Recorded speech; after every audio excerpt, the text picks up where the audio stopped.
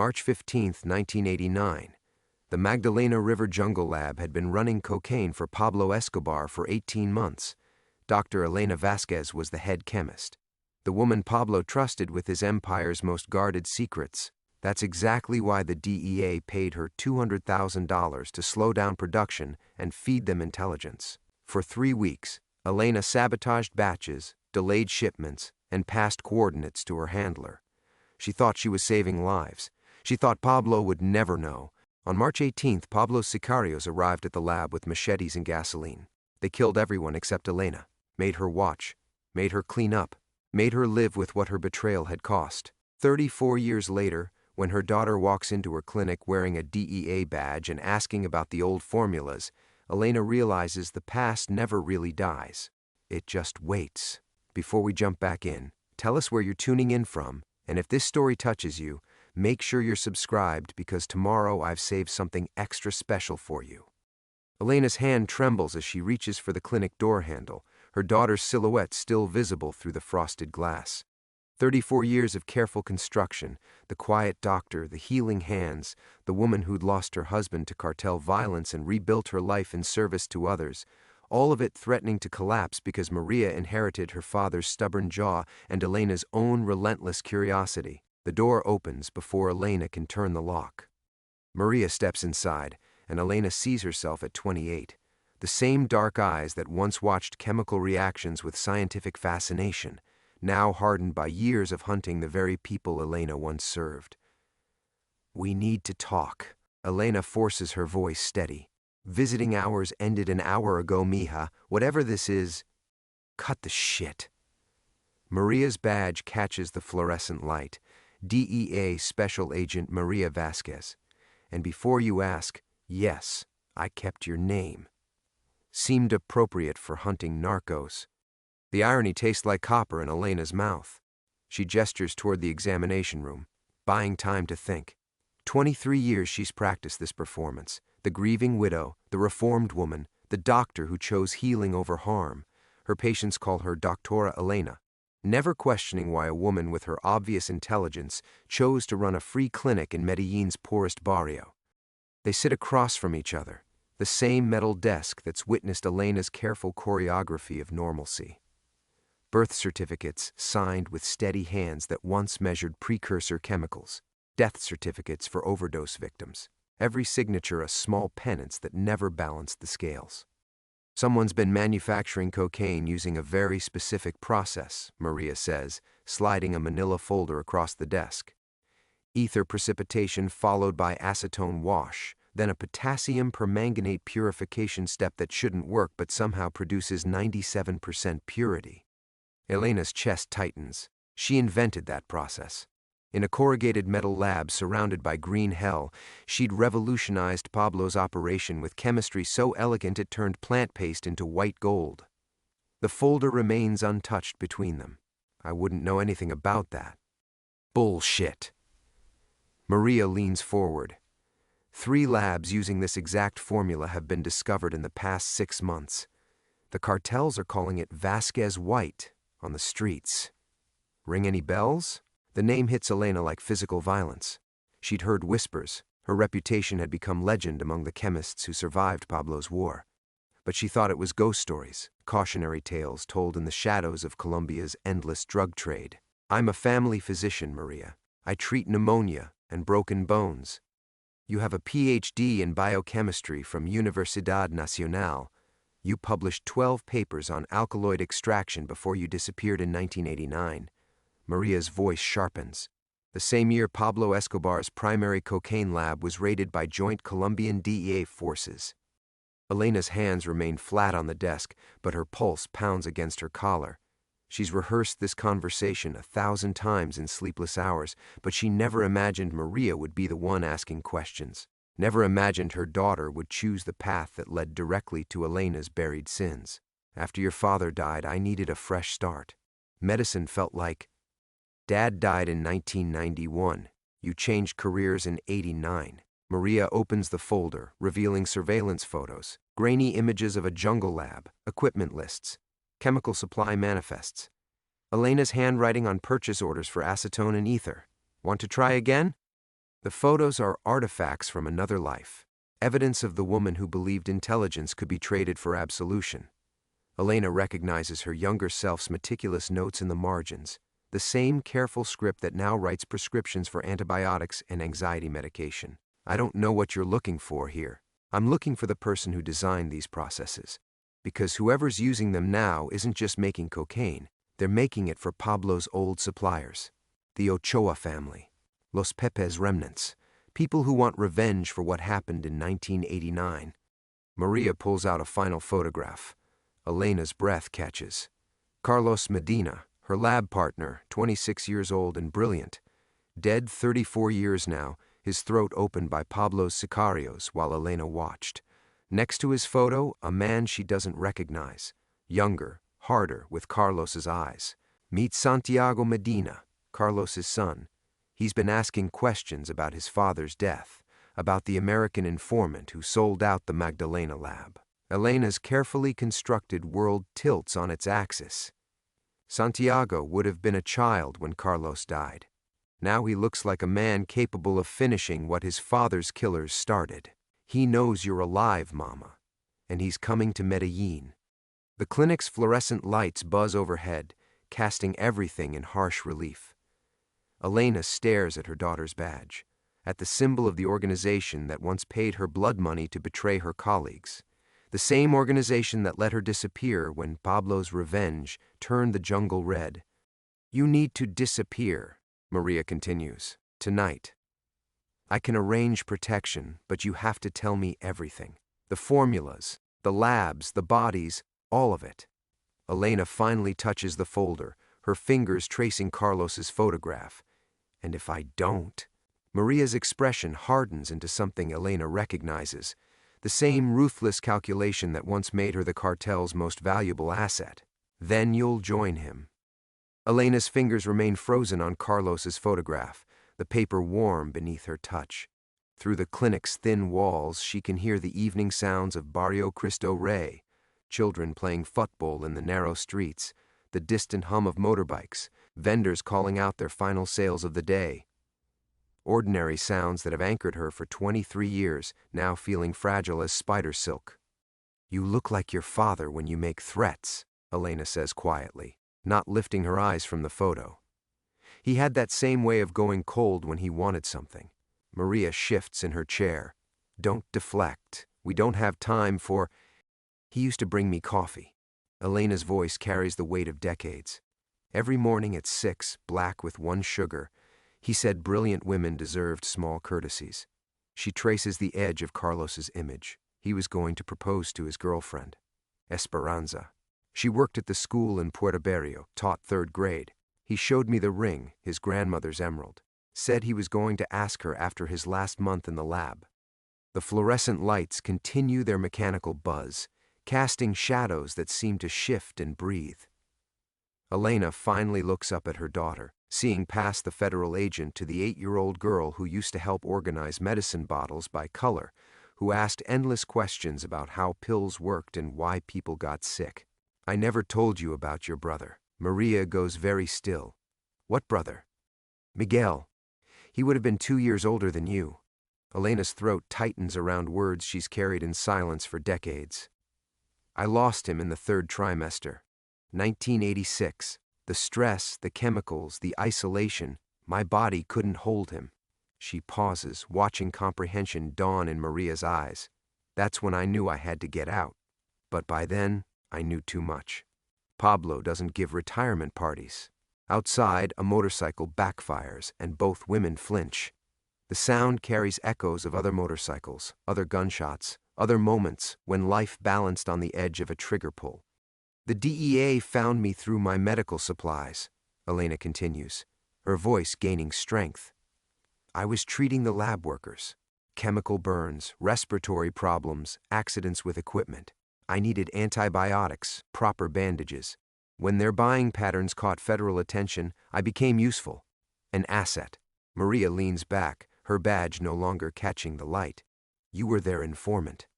I was a mother trying to survive long enough to have another child, to give you the life Miguel never got. Elena stands slowly, her joints protesting after 34 years of carrying this weight. Every piece of information I passed along, I told myself it would bring me closer to freedom. One more formula, one more lab location, one more shipment manifest. Then I could disappear, have my daughter, become someone clean. She moves to the small window overlooking the street, where evening shadows stretch long between the cramped buildings. A young mother walks by, holding her toddler's hand, and Elena remembers making that same journey countless times, Maria's small fingers gripping hers as they navigated the neighborhood's careful geography of safety and danger. Carlos figured it out 3 days before the raid. The confession emerges like an infection finally lanced. He saw me photographing chemical ratios, copying supply routes. He didn't turn me in. He asked me why. When I told him about Miguel, about you, he said he understood. Said love makes people do terrible things. Maria's breathing has changed, becoming careful and controlled. He was going to expose you. He was going to warn the others. Give them time to run before the DEA moved in. Elena's reflection stares back from the window glass, gray-haired, lined with decades of small betrayals and smaller mercies. I couldn't let him. You were growing inside me, and I'd already lost one child to that jungle. So I told my handler about Carlos's girlfriend, about his plans to leave. Made him seem more valuable as an intelligence asset than a threat. The weight of unspoken truth settles between them like a third presence in the room. Elena turns back to find Maria staring at the surveillance photos with new understanding.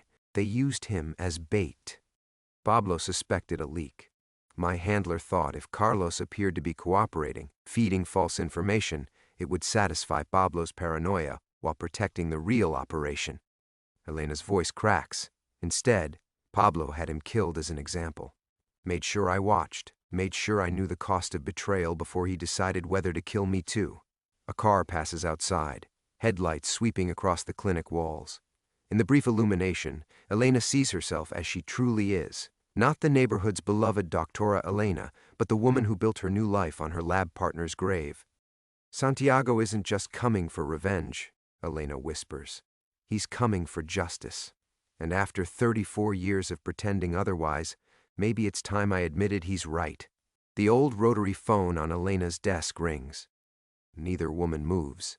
The harsh metallic sound cuts through the clinic's silence like a blade, each ring seeming to stretch longer than the last.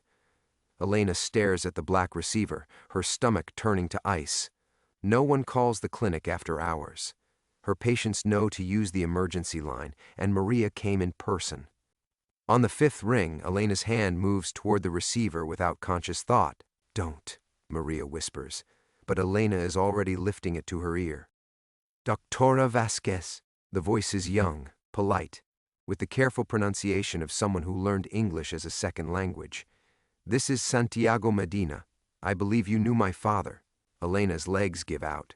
She sinks into her chair, the receiver feeling impossibly heavy against her ear. Across the desk, Maria's hand moves instinctively toward her weapon, reading the terror written across her mother's face. I'm sorry, Elena manages, her voice barely audible. I think you have the wrong number. A soft laugh carries through the phone line. No, Doctora, I don't think I do. You see, I've been having the most interesting conversations with people who remember the old days, the jungle labs, the chemistry lessons. A brilliant woman who could turn coca paste into pure gold. Elena's free hand grips the edge of her desk until her knuckles go white. Through the window, she watches a street vendor push his cart toward home, oblivious to the way her world is collapsing one word at a time. My father wrote letters, Santiago continues, his tone conversational. Did you know that? Every week, he wrote to my mother. Told her about his work, his colleagues, his hopes for the future. She kept them all. 26 letters, each one mentioning the brilliant Doctora Elena who made magic happen in test tubes. Maria leans forward, mouthing words Elena can't process. The clinic's walls seem to be closing in, the familiar space transformed into a trap she spent decades building around herself. In his last letter, he wrote about love making people do terrible things. Such an odd phrase, don't you think? My mother never understood what he meant. But I think you do. Elena's throat closes completely. She remembers Carlos writing that letter, his pen scratching across cheap paper by lamplight while she pretended to sleep in the corner of their shared lab space. She'd thought he was writing about his girlfriend, about the risks of loving someone in their dangerous world. "I have that letter with me now," Santiago says. "Would you like me to read it to you?" "What do you want?" The words scrape out of Elena's chest like broken glass. "Justice, doctora. Nothing more, nothing less. You see, I know what happened to my father. I know who told Pablo about his plans to warn the others. I know who traded his life for their own safety." The surveillance photos scattered across Elena's desk seem to pulse with accusation. Carlos's young face stares up at her, frozen in time while she's been allowed 34 years to age, to practice medicine, to watch her daughter grow up. 34 years he never got. "I'm in Medellin now," Santiago continues. "Beautiful city. Your clinic is lovely. Such important work you do, healing the sick, protecting the innocent. I passed by this afternoon and saw children playing in the street outside, mothers bringing their babies for checkups. Such trust they place in you." The threat crystallizes with deadly clarity. Elena's patients, her neighbors, the community that's embraced her, all of them suddenly vulnerable because of sins she committed before they were born. "Leave them alone," Elena whispers. "This is between us." "Oh, doctora, nothing is ever just between two people, is it? My father's death affected my mother, my grandmother, my entire family. Your choices rippled outward like stones thrown in still water." Santiago's voice remains pleasant, almost kind, "just as your death will ripple outward. The question is how many people get pulled under with you." Maria stands abruptly, her chair scraping against the floor. She reaches for the phone, but Elena holds it away from her, shaking her head. "Some conversations can't be intercepted or recorded or turned into evidence. Some debts can only be paid in person." "Where?" Elena asks. "The cemetery, Santa Ana, midnight." Santiago pauses. "Come alone, doctora. If I see anyone else, if I suspect federal involvement, I'll start with the pediatric ward at Hospital General. Those tiny heartbeats you've spent so many years protecting, imagine how quickly they could stop." The line goes dead. Elena sets the receiver down with infinite care, as if any sudden movement might shatter what remains of her carefully constructed world. The clinic around her, the examination table where she's delivered babies, the medicine cabinet stocked with supplies she's fought to afford, the walls covered with children's drawings thanking Doctora Elena. All of it feels like borrowed time finally coming due. "Mama," Maria says quietly, "we can trace the call, set up surveillance." "No." Elena's voice carries the finality of someone who's run out of places to hide. "He's right. It's time." Maria's hand slams down on the desk, sending the surveillance photos scattering. "Bullshit. You're not walking into a cemetery to get executed by some psychopath with daddy issues." Elena begins methodically gathering the scattered images, her movements precise and controlled. The same careful motions she uses when organizing medical supplies, when everything must be exactly where it needs to be. Santiago isn't a psychopath. He's a son seeking justice for his father's murder. "Justice?" Maria's voice rises. "He threatened children. That's not justice, it's terrorism. And what I did to Carlos wasn't murder."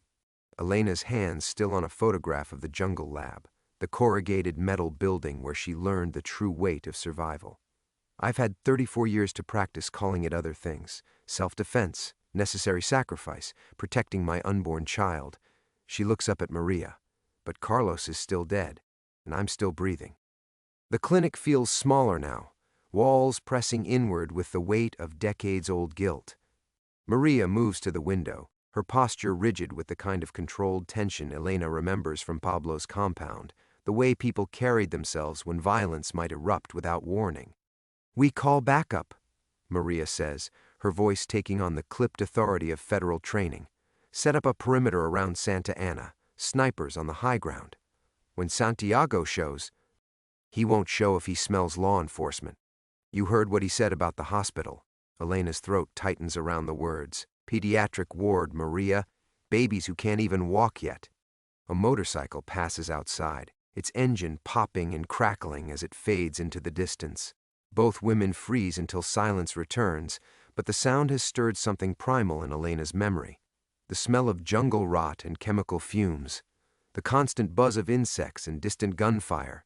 The way Carlos used to jump every time a branch cracked in the darkness beyond their lab. There's something else, Elena says quietly, about Santiago's father, about how he really died. Maria turns from the window and Elena sees her own features reflected back, the same stubborn jaw, the same dark eyes that miss nothing. For a moment, she can almost see the 8-year-old who used to play doctor with her stuffed animals, who announced she was going to grow up and catch bad guys. Carlos didn't just figure out I was informing. He found out about the raid timing, knew it was coming 48 hours before it happened. Elena's voice drops to barely above a whisper. I wasn't supposed to be there that night. My handler told me to leave early, said they'd extract me during the chaos. But Carlos... She trails off, remembering the way he'd looked at her in those final hours. Not with hatred, but with something worse.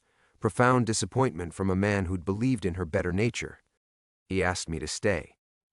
Said if the raid was coming anyway, maybe we could save the others. Get them out before Pablo's sicarios arrived. Elena's hands begin to tremble. He had a plan. Fake a chemical explosion. Make it look like an accident. Everyone scatters, no one gets labeled a traitor. Maria's breathing has changed, becoming shallow and quick, but you couldn't risk it. I was 7 months pregnant. 7 months of carrying you while pretending to be loyal to a man who'd killed my unborn son through stress and terror. Elena's voice cracks. Carlos's plan might have worked, but it might have failed.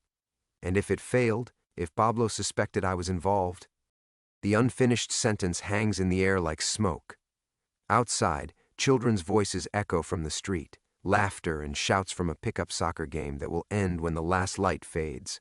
Normal sounds from a normal evening in a neighborhood where Doctora Elena has delivered half the babies and treated their scraped knees and childhood fevers. So I told my handler about Carlos's plan.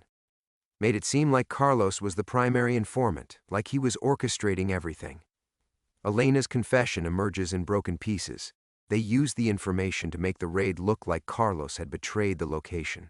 Pablo's men found him first, before the DEA arrived.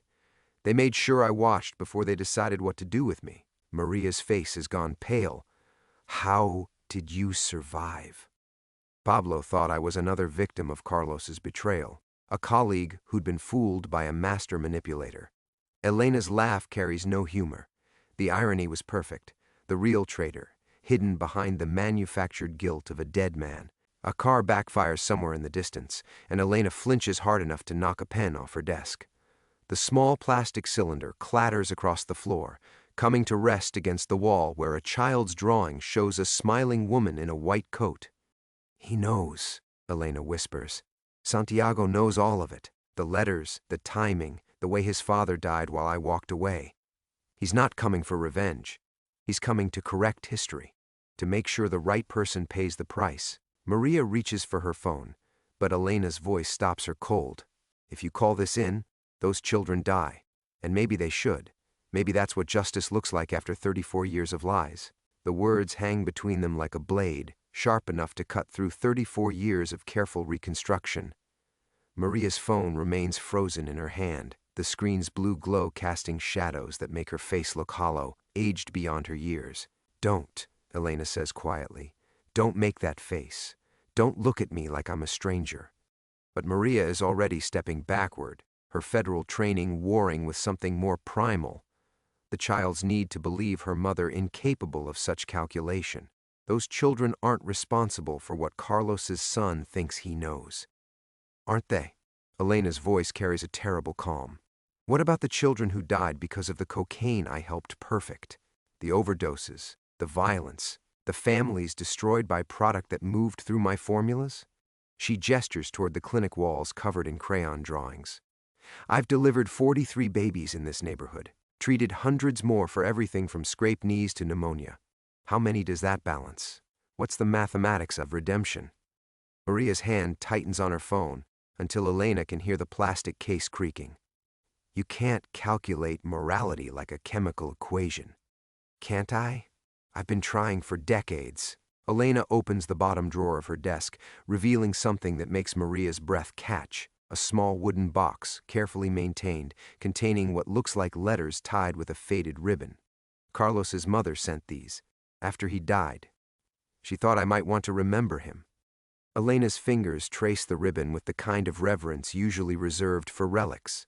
26 letters. I've read each one hundreds of times, memorizing every mention of our work, our conversations, his hopes for the future. In letter 19, he writes about teaching his children to be chemists, says he wants them to understand how elements combine, how the right mixture can create something beautiful or something deadly. The clinic's fluorescent lights flicker, casting momentary darkness before resuming their steady hum. In that brief interruption, Elena sees herself as she truly is, not the neighborhood healer, but the architect of her own purgatory, built one good deed at a time. Santiago has been watching me for months, learning my routines, my patience, the children I'm closest to. Elena's voice drops to a whisper. He knows about little Carmen Ruiz, born premature at 28 weeks. I spent 3 nights in the hospital with her, monitoring her breathing. He knows about Miguel Santos, not my lost son, but the 8-year-old I treated for leukemia, who calls me his guardian angel. Maria's face has gone ashen. How do you know what he knows?